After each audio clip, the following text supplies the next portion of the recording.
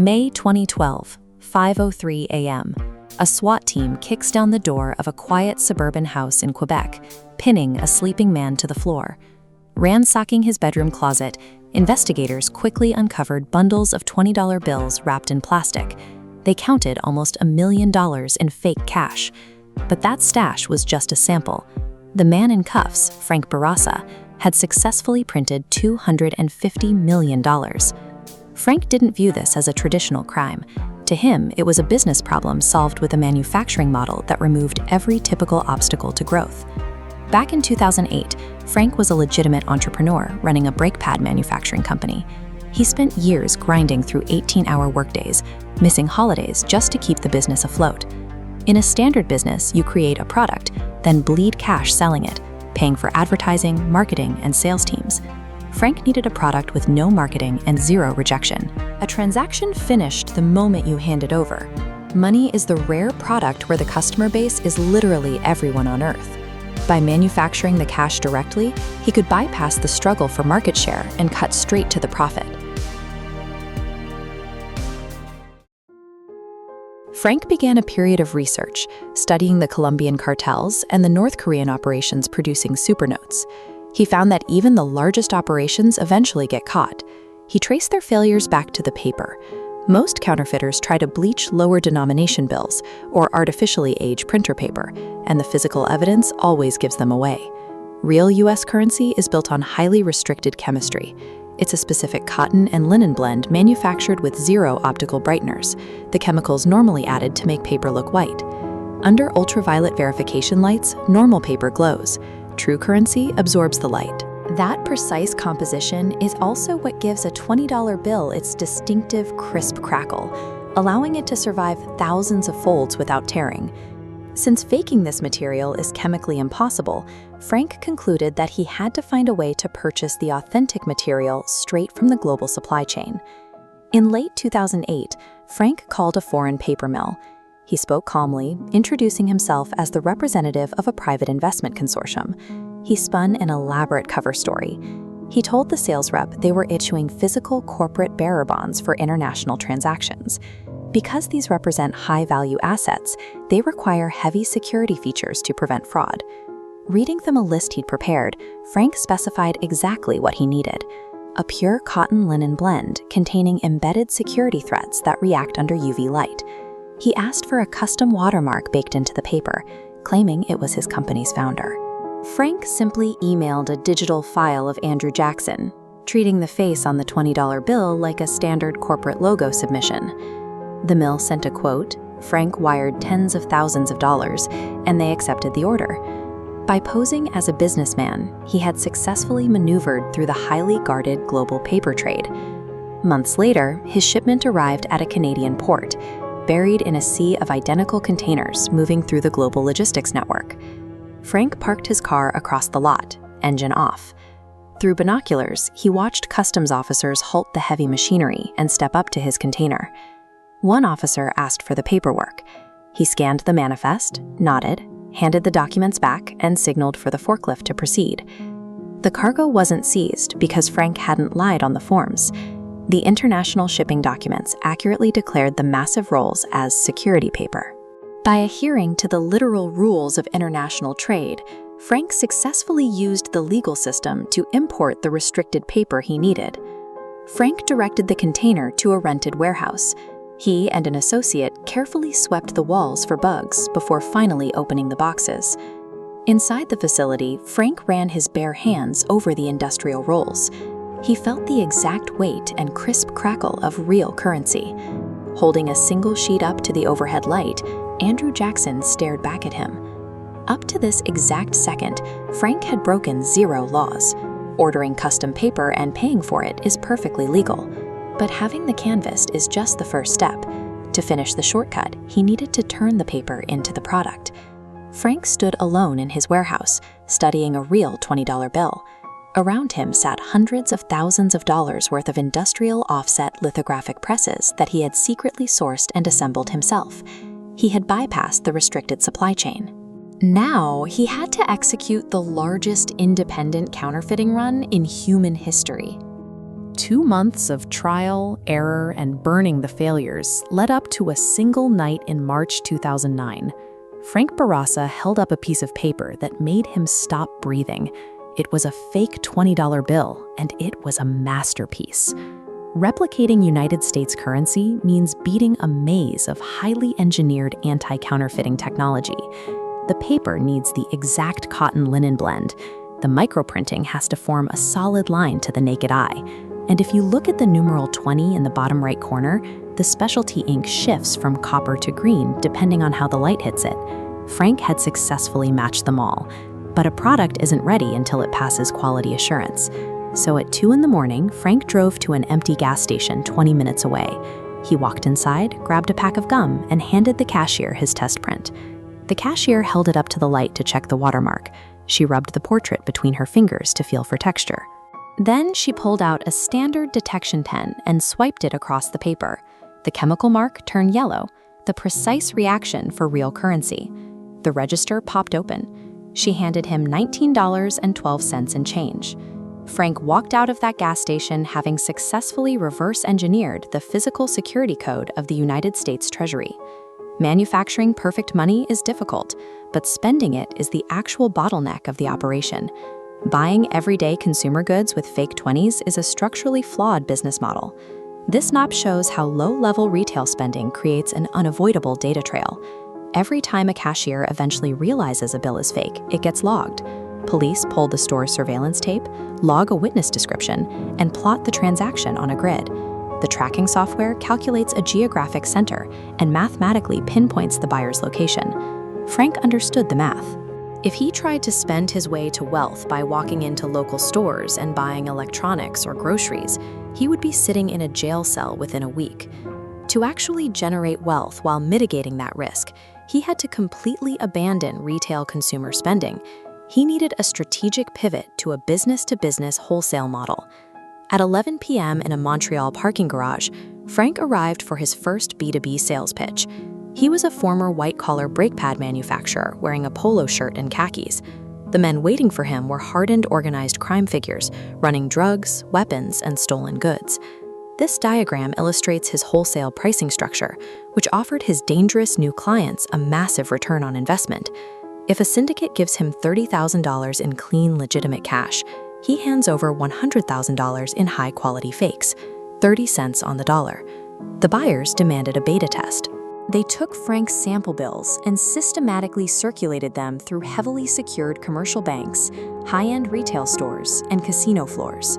Before they tested the product, the buyers made the operational terms extremely clear. If the bills were defective and their people got arrested, they would find him. Every single bill passed. Frank survived the underworld's quality assurance check, proving that standard corporate sales principles function perfectly well in a deadly black market. With product-market fit established, the operation scaled. By the summer of 2009, Frank's warehouse was running 24 hours a day, fueled by a small crew of shift workers printing, cutting, and stacking endless sheets of green paper. To streamline logistics for his criminal clients, the output was strictly standardized. Every order went out in neat bundles of 500 bills, exactly $10,000 per stack. As Frank became a top-tier supplier, these super notes flowed across borders. Tens of millions of dollars in fake currency surfaced in gas stations, stores, and bank vaults throughout the United States and Canada. By strictly adhering to B2B principles like quality control and reliable delivery times, Frank out-earned a decade of his legitimate corporate career in just 6 months. The sheer volume of cash eventually triggered a macro-level market anomaly. Canadian police and commercial banks began reporting an unusually high concentration of perfectly executed counterfeits, with no clear geographic cluster to track. The scale of the problem forced the ultimate hostile regulator to step in. The United States Secret Service assigned forensic analysts to dissect the anomaly and track the manufacturer. Under initial examination, the analysts were stumped. The paper had the exact required weight and 0 optical brighteners. The embedded watermarks were flawless, and the security threads glowed correctly under UV light. Every standard test indicated the money was real.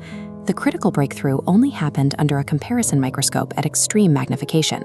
An analyst focused on Andrew Jackson's portrait, specifically the raised intaglio printing ink. The lines were crisp, but structurally wrong. This cross-section shows the precise physical failure.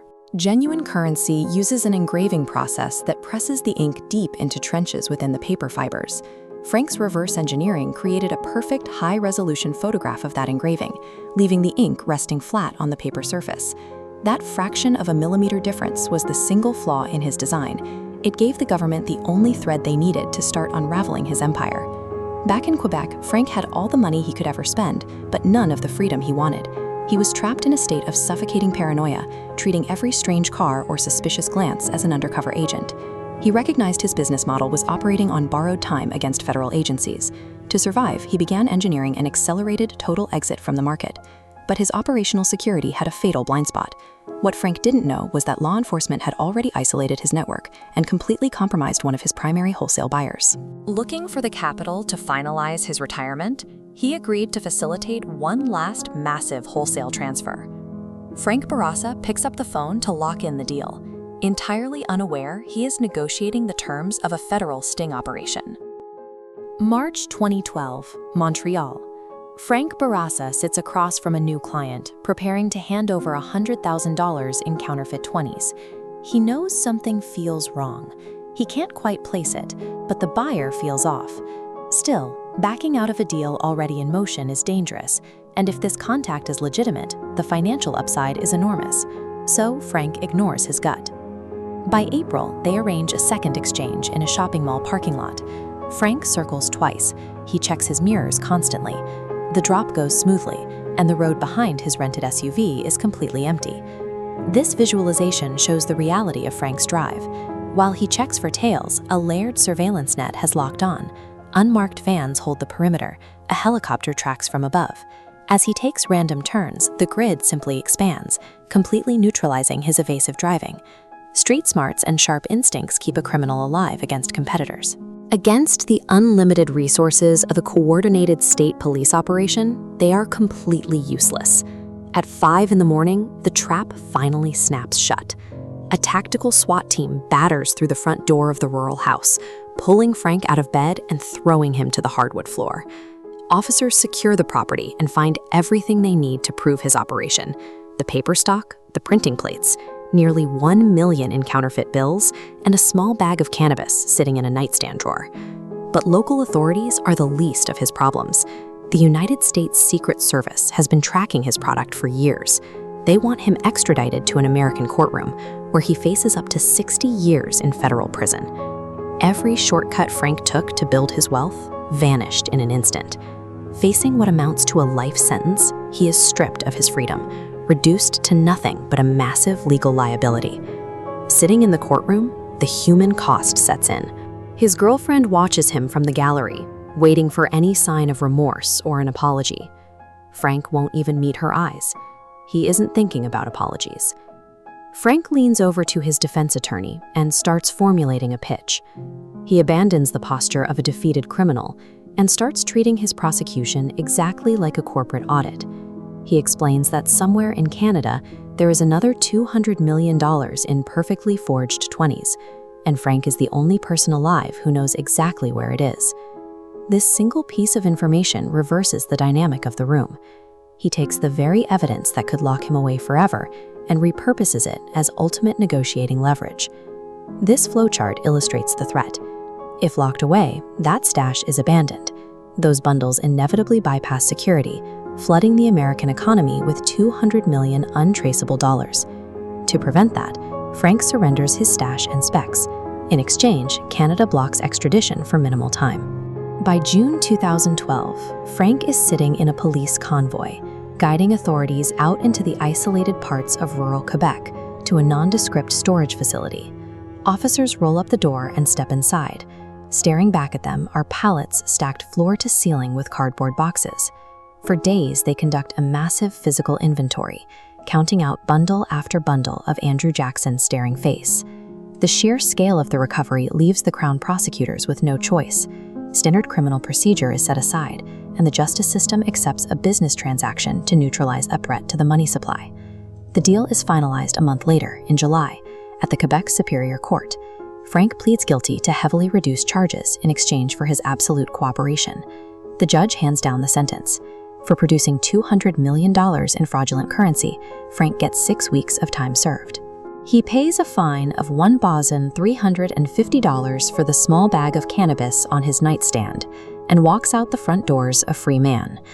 Escaping prison, however, required liquidating his previous life. His girlfriend's seat in the courtroom is empty, the relationship is permanently broken, and his criminal record means entry to the United States is closed to him forever. He successfully traded his inventory to buy back his physical freedom, but those emotional and geographical costs remain permanent and non-negotiable. Today, Frank sits across from executives in a tailored suit. He hands out business cards labeling him a security consultant, commanding massive speaking fees to explain to major financial institutions exactly how people like him operate. The meticulous planning, the quality control, and the paranoid attention to detail are identical to the traits he used to manufacture illegal cash. Only now, they are deployed to protect the banks instead of robbing them. The skill set didn't change, only the application. The distinction between a master counterfeiter and a corporate advisor simply comes down to which side of the table you negotiate from.